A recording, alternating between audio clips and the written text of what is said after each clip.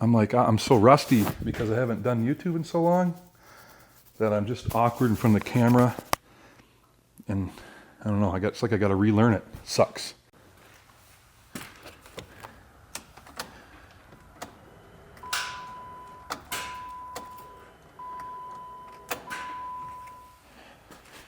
...2012 Jeep Liberty, 3.7 liter. It came in on a flatbed and the customer said throw a starter at it. And as you can hear, it just clicks. So let's replace the starter.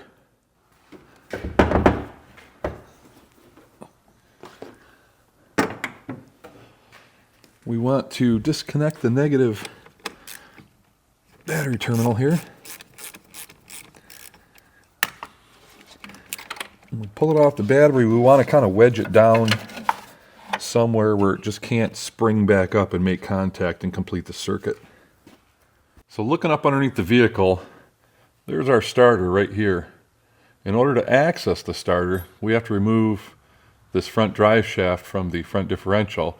But in order to drop this front drive shaft down, we have to remove this oxygen sensor from this catalytic converter. So let's start with this little guy right here, and then we'll get that disconnected, and that should give us enough room to get up in there and get that starter in and out of there. So I want to try to disconnect this wire for this, or the connector for this oxygen sensor, because I don't like the idea of twisting it. But boy, is that thing hard to, I can't even see it.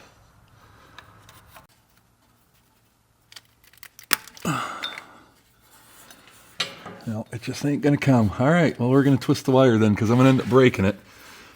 And then I'm gonna have to replace it, so. All right, we'll leave it alone.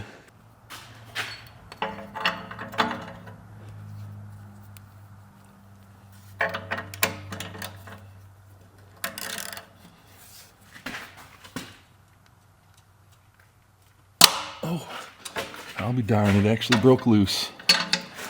Thought we were gonna have to use the heat.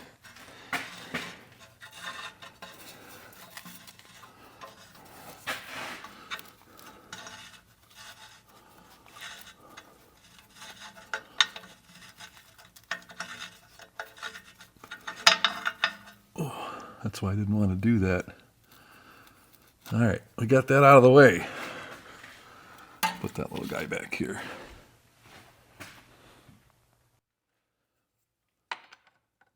Yep, those are 15 millimeter bolts for that front drive shaft. See if I can get my gun up in here. I can. Now, because the front tires are up off the ground, I'm able to rotate the drive shaft. If you're doing this on the ground without the use of a hoist, just jack up one of the front tires, you'll be able to turn this drive shaft, even with the vehicle in park.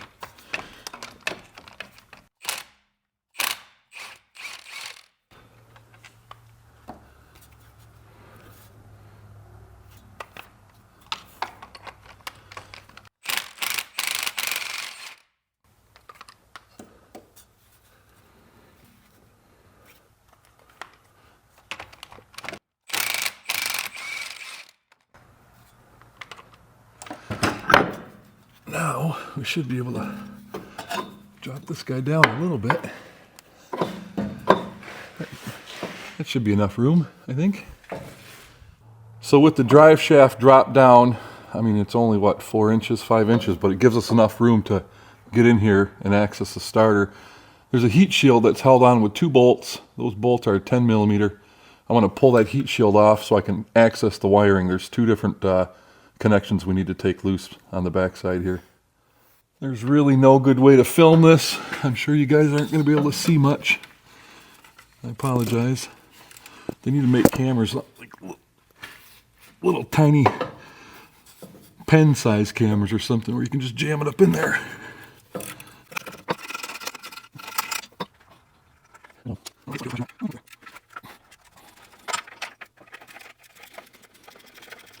If I go any farther, my ratchet's going to get stuck against the exhaust pipe, so let me see if I can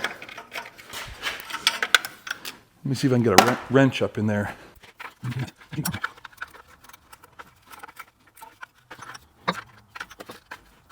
The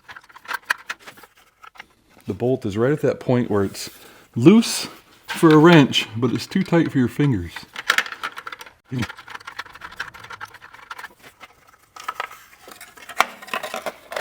Alright, so there's the shield, and there's the other bolt. Okay, so with the shield out of the way, we can see this connector right here. It's got a little tab. It's kind of cruddy, but you can see it. We can just take a pick and get in there behind it. And that should unlock it. It should. Come on. No. You're making me look dumb in front of my friends. Wow. That does not want to come off there at all.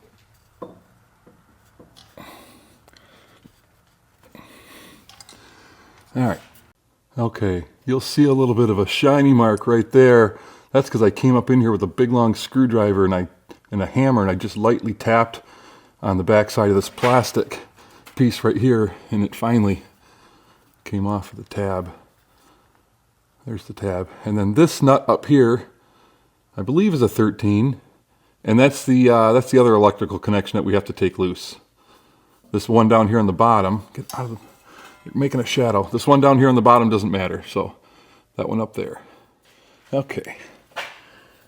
Let's see if we can get that. It is a 13.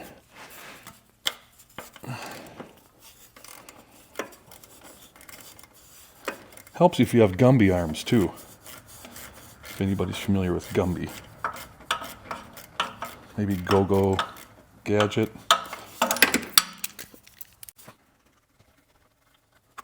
Okay, there's the nut, and I slid the wire off. So we just have the bolts that mount the starter to the bell housing of the transmission to take out. And those should be a 15 millimeter, and there's two of them. So I'm using a 3-foot extension with a 15 millimeter socket, universal socket on the end of it. I should be able to get these bolts.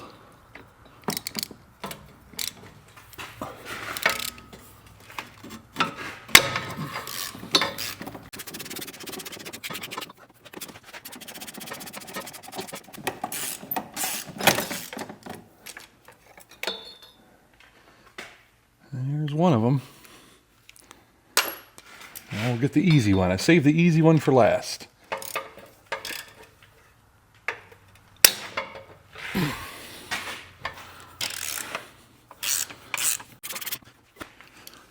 See if I can get in there with my hand and turn it.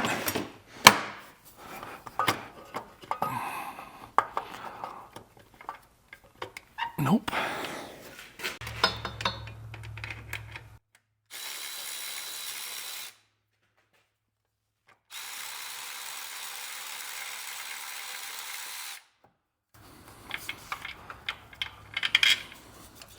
And there's the second one.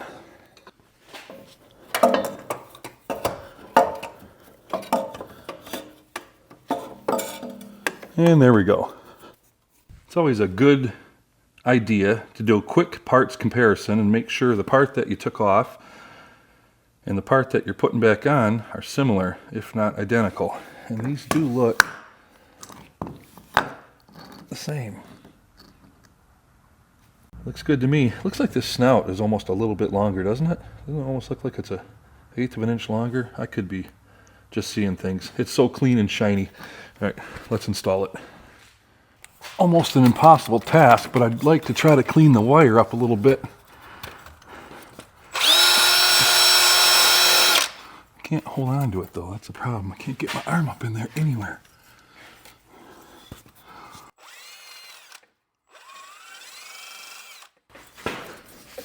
Nope. Can't fit my hands up in there. Not two of them anyways.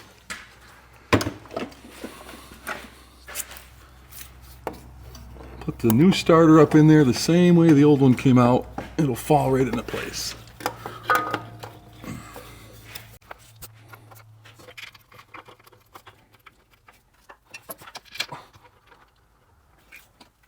You guys are getting a nice view of the back of my head. I apologize.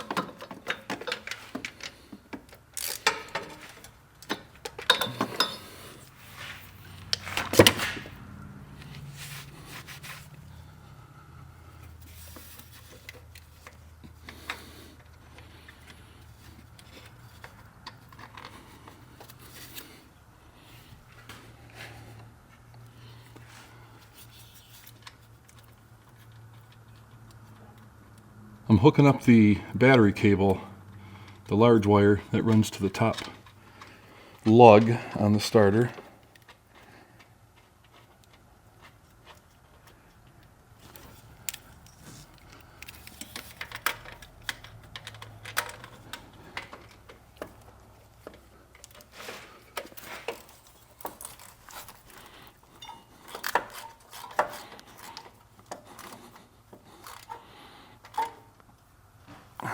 All right. Now we'll clip our little feisty wire that didn't want to come off.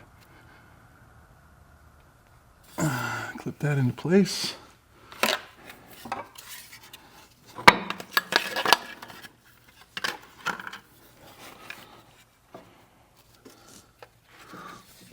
Okay, let's see here.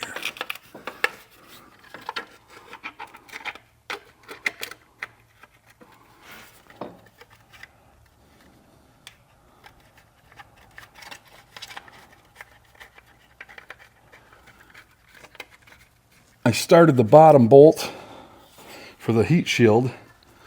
That way it'll hold it in place so I can get the top bolt started. The top bolt's a little trickier to get at, so figured I'd start with the easy one. Make the hard one a little bit easier. Of course I say that, now I can't, there it is. Couldn't find the hole.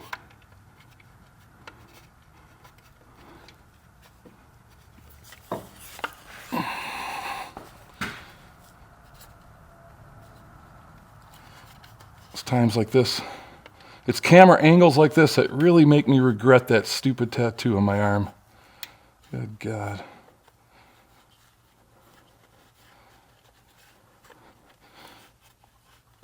I can't get this bolt started. What the hell's going on here?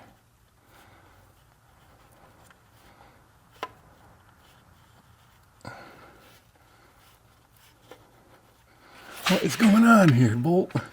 No matter what way I turn you, you don't want to start. Huh. I'll loosen this one up a little bit. Maybe I need a little more play in my heat shield.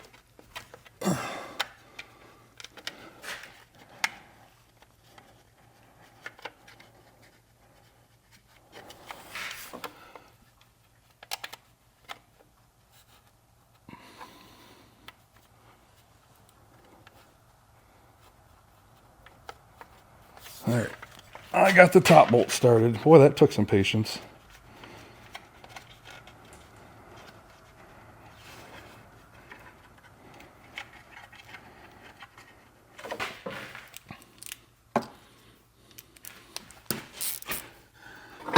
And we'll snug those two 10mm bolts up.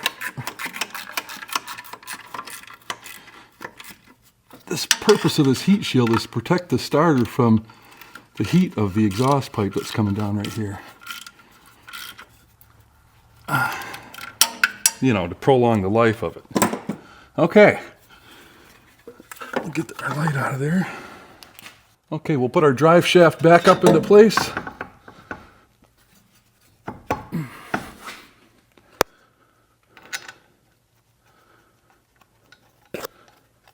You want to hand start all the bolts before you tighten one down.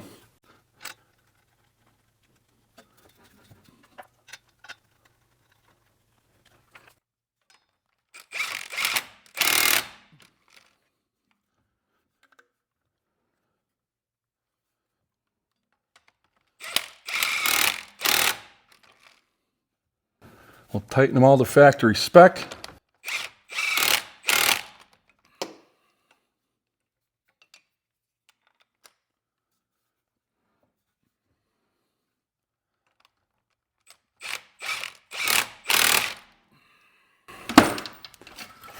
Okay, last but not least, we don't want to forget this oxygen sensor that I tucked up out of the way. Pretty easy to forget this guy. You won't forget him once you start it though. So because I'm going to rotate this probably 3 turns clockwise, I'm going to wind the cable a few turns counterclockwise, and then when we put it in there and we tighten it up, it'll straighten this out. That's the plan anyways. Let's see how accurate we are.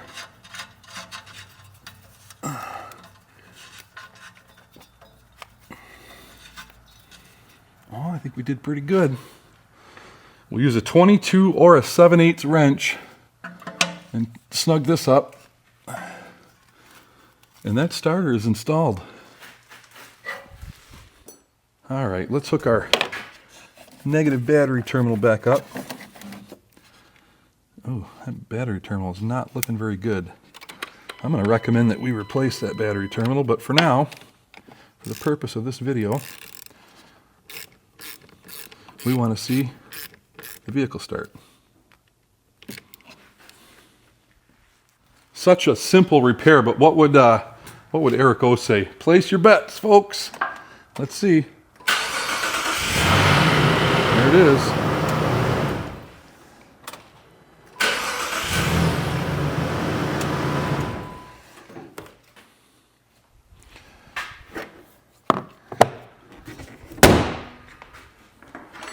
There you have it, 2012 Jeep Liberty starter replacement. It's relatively easy. You could do it at home in your driveway. If you guys found this video helpful, give me a thumbs up. Thank you for watching. I appreciate you.